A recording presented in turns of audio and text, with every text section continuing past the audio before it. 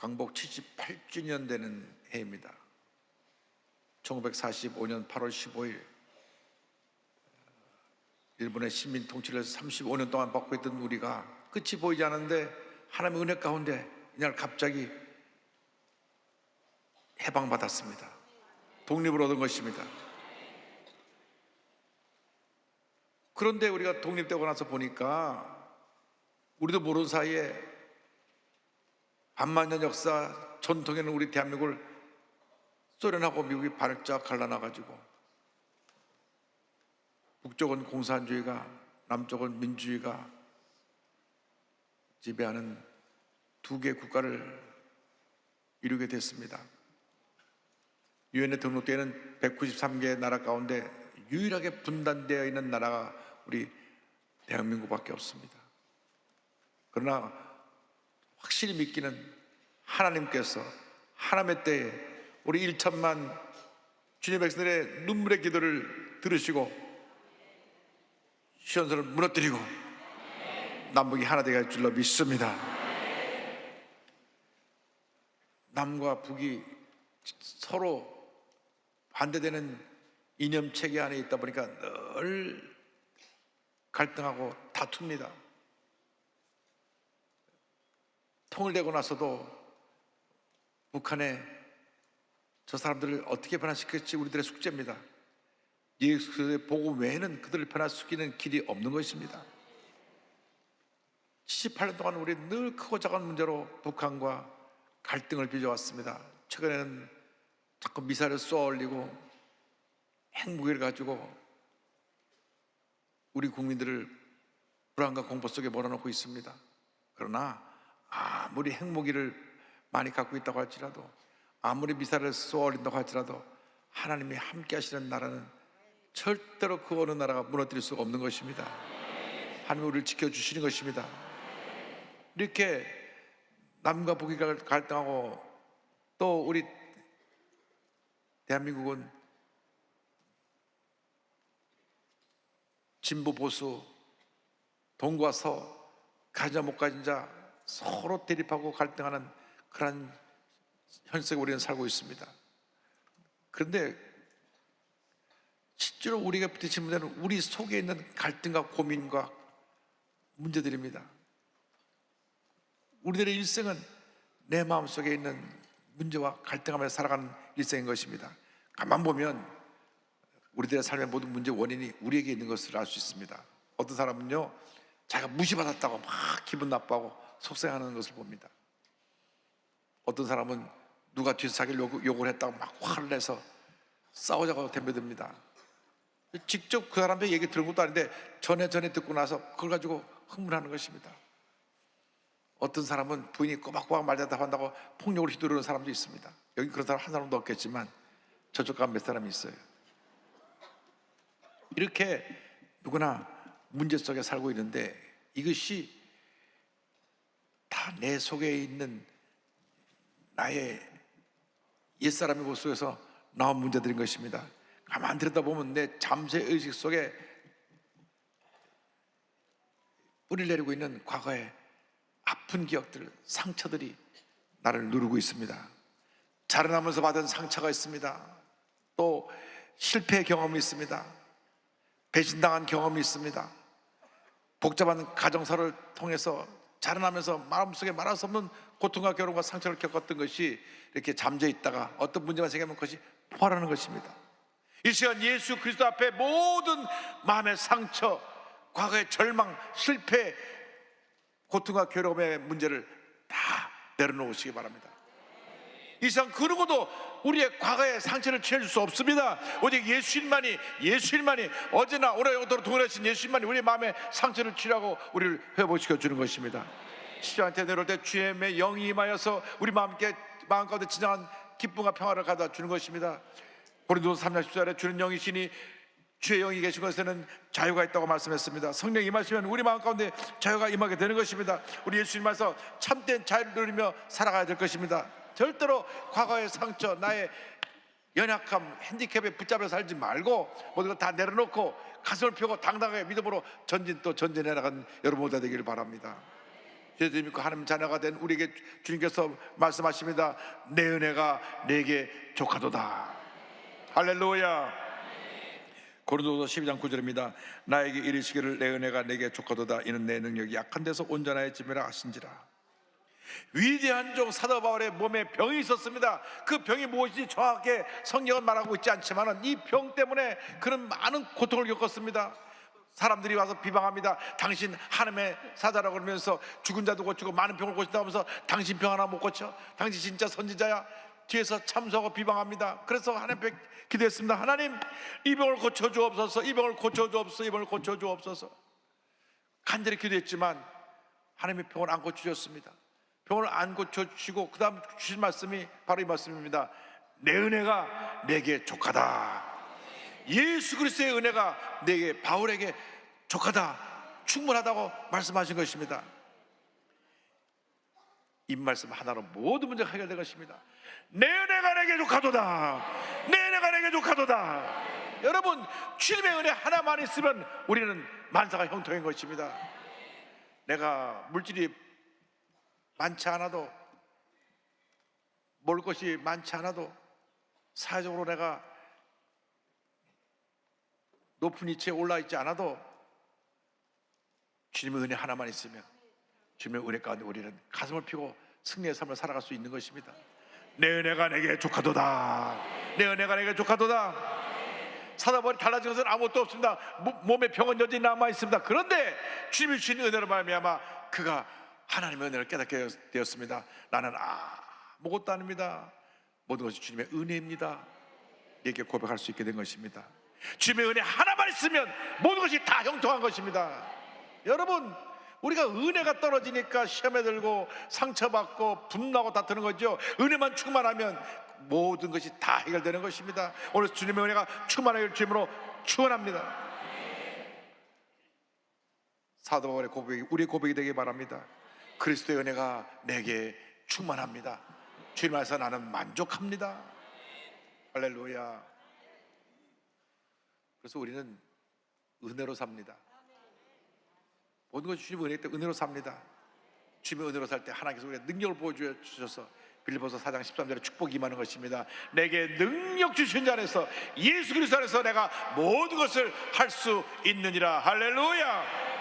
내 중심으로만 살아갈 때 모든 문제가 생겨나게 됩니다. 사람들이 문제가 생기면 남 탓을 합니다. 내가 아버지를 잘못 만났어요. 우리 아버지가 늘 술 먹고 엄마 때렸어요. 그래서 내가 이렇게 오늘 이 모양 이 꼴이 되었습니다. 아버지가 술 먹고 내가 이렇게 된 거 무슨 상관이 있습니까? 난 나의 삶을 바로 걸어갔어야지. 아버지 탓하면 안 됩니다. 어머니가 날 평소에 돌봐주지 않아서 내가 이 모양 이 꼴이 됐습니다. 어떤 사람은 내가요 친구를 잘못 만나서 친구의 꼬임이 넘어가서 이 모양 이 꼴이 됐습니다. 또 어떤 사람은 제 남편을 잘못 만나서 천하의 못된 남편을 만나고 이렇게 됐습니다. 천하의 못된 아내를 만나서 이렇게 됐습니다. 제가 시부모를 잘못 만났어요. 장인 장모를 잘못 만났어요. 회사 사장을 잘못 만났어요. 직장 동료를 잘못 만났어요. 이런 문제가 생겼습니다. 여러분, 남 탓할 것이 아니라 다 내 탓인 것입니다. 평생 고아로 외롭게 살아도 자수성가해서 성공한 사람이 얼마나 많습니까? 그런데 우리가 왜 남 탓을 합니까? 그리고 우리가 내 탓이라고만 고백하면 문제가 다 해결됩니다. 내 탓이요, 내 탓이요, 내 큰 탓이로소이다 하면 문제가 다 해결되는 것입니다. 모든 문제의 원인이 나한테 있는 것입니다. 이 시간 이후로 절대 남을 탓하지 말고 모든 것이 나 때문입니다. 믿음으로 고백하며 살아가는 여러분 되기를 바랍니다. 사도 바울은 질병조차도 하나님의 은혜로 체험했습니다. 고린도서 12장 7절에 이와 같이 말씀합니다. 이는 나를 쳐서 너무 자만하지 않게 하려 하심이라. 내가 아픈 것도 교만하지 않게 하시려고 나에게 이 고통을 주신 것입니다. 내가 가는 데마다 교회를 세우고 수많은 사람들이 설교들로 몰려오고 병을 고치고 하니까 우쭐해서 그만할까 봐 하나님께서 나에게 병을 주고 나에게 고통을 주셨습니다. 주님 감사합니다. 내가 야단 맞아도 감사하고, 내가 여러 가지 어려운 일에도 감사하고, 내가 몸이 아파도 감사하고, 억울한 일에도 감사하고 감사할 때 하나님의 복이 임하는 것입니다. 은혜 받은 사람들은요 은혜로 살아요. 가정에 아무것도 없어도 주님 은혜 하나만 있으면 다 되는 것입니다. 그래서 고백합니다. 예수님 한 분만으로 만족합니다. 예수님 한 분만으로 만족합니다. 여러분 마음 가운데 예수님 계시잖아요. 예수님 한 분으로 만족한 여러분 되기를 바랍니다. 그럼 예수님이 다 채워주세요. 개인의 문제, 가정 문제, 생활 문제, 자녀 문제, 직장 문제, 사업 문제 주님께서 다 해결해 주십니다. 세상을 향한 우리의 귀가 닫히고, 세상을 향한 나의 눈이 닫히고, 주님을 향한 나의 귀가 열리고 우리 눈이 떠지게 되길 바랍니다. 세상에 주님 가져다 주는 음성은 우리를 염려하게 하고 걱정하게 하고 속상하게 하지만 주님이 주시는 음성은 우리를 기쁘게 하고 감사하게 하고 은혜가 넘치게 합니다. 절대 긍정, 절대 감사로 무장해서 믿음으로 전진 해나가는 여러분 되기를 주님으로 축원합니다. 그렇게 될 때 그리스도의 능력이 우리에게 머물게 되는 것입니다. 성경은 그리스도의 능력이 내게 머물게 함이라고 성경 말씀합니다. 12장 9절에 그러므로 도리어 크게 기업함으로 나 여러 악한 것들에 대하여 자랑하는 일은 그리스도의 능력이 내게 머물게 하려 함이라. 주님이 주시는 넘치는 은혜가 내게 머물러 있어야 됩니다. 이것이 진짜 은혜입니다. 찬송 있잖아요. 주 떠나가시면 내 생명 헛되네. 은혜가 떠나가면 다 끝나는 것입니다. 은혜가 떠나가면 시험 들고 속상해하고 분노하고 싸우고 모든 것이 은혜가 떠나서 오는 것입니다. 교회 다니다가 시험 드는 이유가 뭡니까? 은혜가 떠나서 그렇습니다. 교회 다니다가 교회 나온다 안 나온다 그러면서 문제를 일으키는 것이 왜 그렇습니까? 은혜가 떠나서 그렇습니다. 주여 주님의 은혜가 내게 머물러 있게 하여 주옵소서. 사도 바울은 주님의 은혜가 내게 머물러 있게 된 것을 감사했던 것입니다. 약한 것을 오히려 자랑했습니다. 내가 약하기 때문에 주님의 은혜가 내게 머물러 있다고 고백한 것입니다. 내가 혼자 잘해서 모든 것 다 내 마음대로 하면 주님의 도우심을 잘 간구하지 않아요.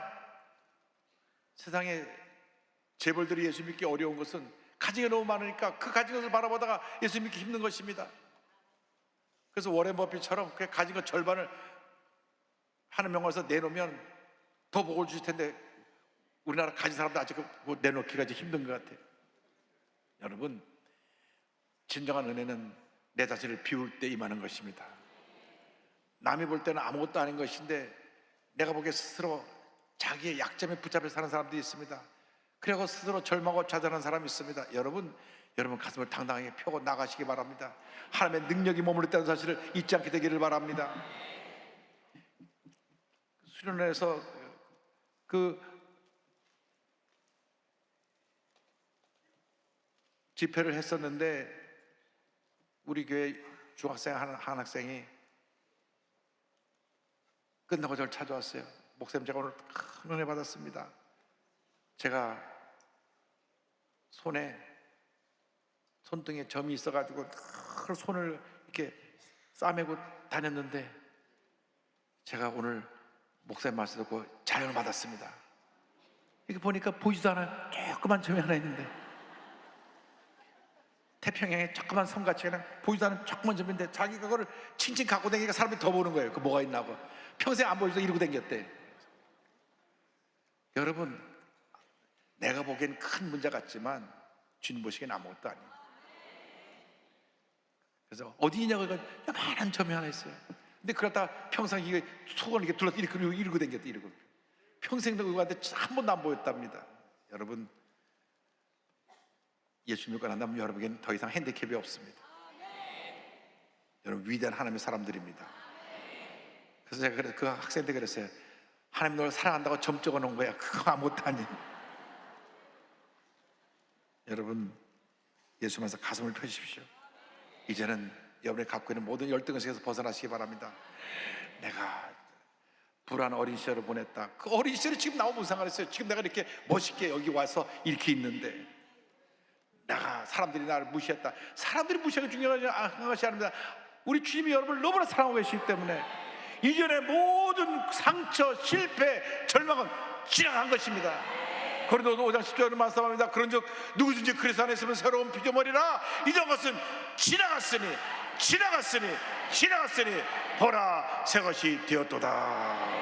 여러분, 주님의 새로운 피조물이 된 것입니다. 그러므로 주님께서 우리에게 이 모든 옛사의 모습을 다 벗어내 버리게 하시기 위해서 우리에게 자유를 주셨기 때문에 이제는 이러한 과거의 노예가 되지 말고 다 벗어버리고 참된 자유를 누리며 살아가는 여러분 모두가 되기를 바랍니다.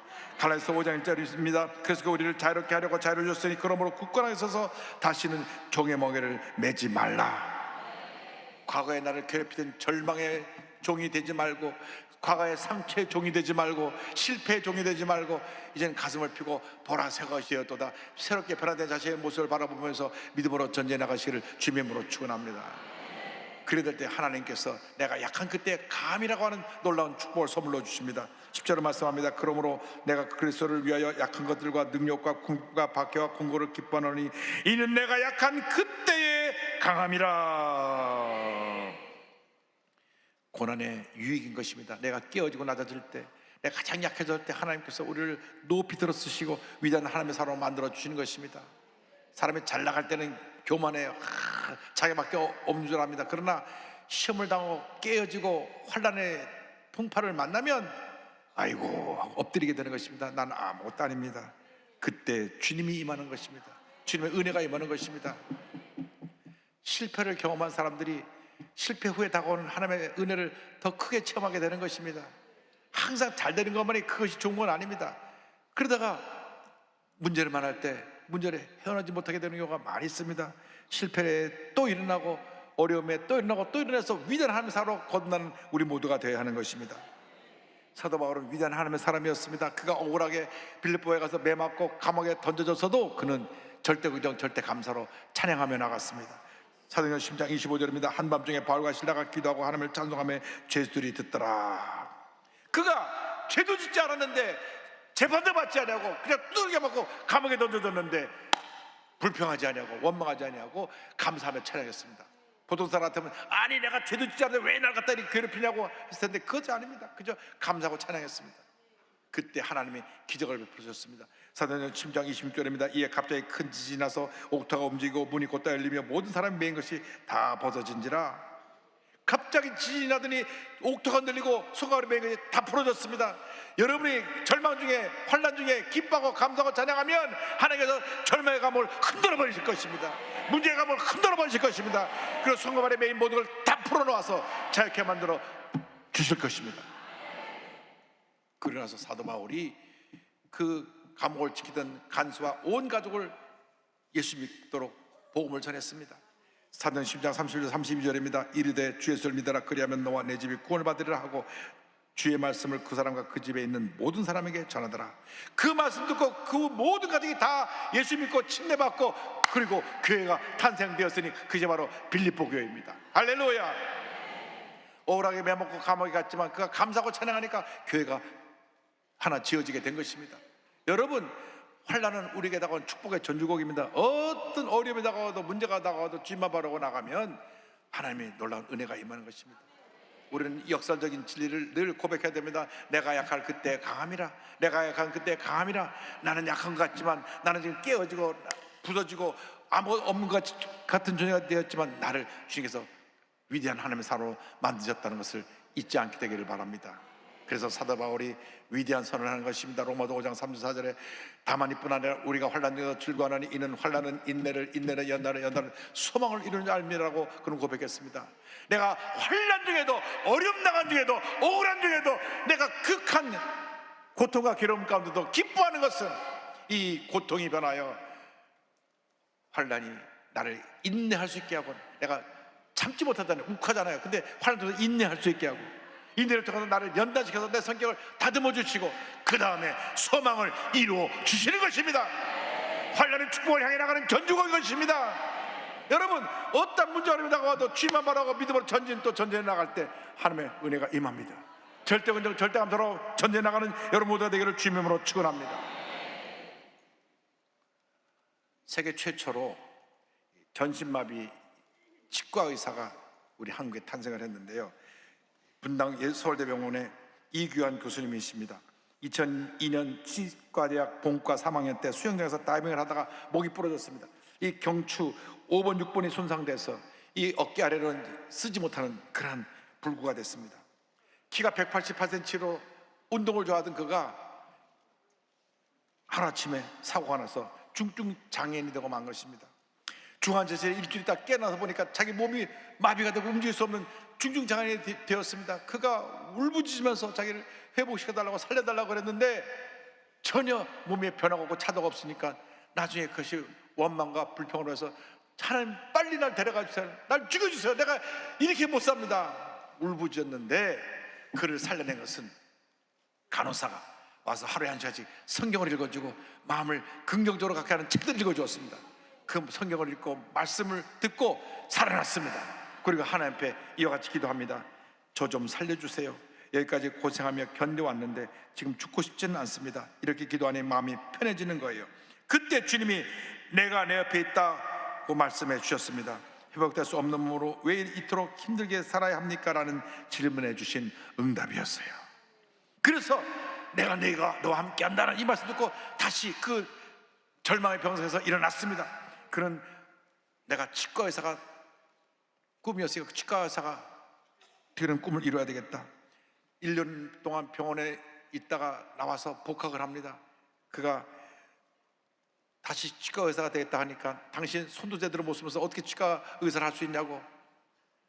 그러나 그는 도전했습니다. 손을 고정하는 치과 의료 도구를 제작해서 수만 번의 연습과 노력을 했고 눈을 감고도 치료할 수 있는 정도로 그만큼 훈련해가지고 그가 치과를 의사로서 그 일을 감당할 수 있도록 되었습니다. 대학원 과정을 마치고 2010년도 예방치과학 박사학위를 취득한 그 다음에 병원에 지원하는데 100몇 개 병원에서 하나도 그를 받아주지 않습니다. 그도 그럴 것이 몸이 중증장애이고 휠체어 타는 분이 제대로 움직이도 못하면서 환자를 치료한다니까 다 누워있는데 분당 서울대병원에서 그를 받아줬습니다. 할렐루야. 분당 서울대병원 칭찬해 줘야 돼요. 그런데 처음 진료를 할 때 10명 중에 7, 8명은 아이고 선생님 이렇게 몸이 붉은데 뭘 어떻게 치료할 수 있냐고 의사 앞에 와서 불평하고 그랬는데 나중에 이분이 정말 진심으로 저들을 사랑하고 치료해 주는 것을 보고 나서 소문이 나서 사람들이 모이기 시작했습니다. 그래서 이 교수님은 경기도가 주재한 제19회 으뜸 장애인상, 제41회 장애인날을 맞아 진행된 대통령상인 올해의 장애인상, 2019년 보건복지부 치과의사협회 스마일재단 등이 중한 스마일 봉사상에서 보건복지부 장관상을 수상하기도 했습니다. 그는 하나님께서 살려주신 은혜, 부끄럽지 않은 삶을 살겠다고 고백하면서 이와 같이 말했습니다. 언젠가 하나님이 저를 부르시면 열심히 살다 왔다고 자랑할 겁니다. 잘 살아냈구나 하는 말씀을 듣고 싶습니다. 제 옆에 계신다는 것을 알기에 저는 분명히 처음 깔 거라 믿어요. 그래서 당장 죽어도 좋습니다. 하나님께 자랑할 것이 있기 때문입니다. 앞으로도 살려주신 은혜 부끄럽지 않은 치과의사로서 떳떳하게 사명을 다할 겁니다.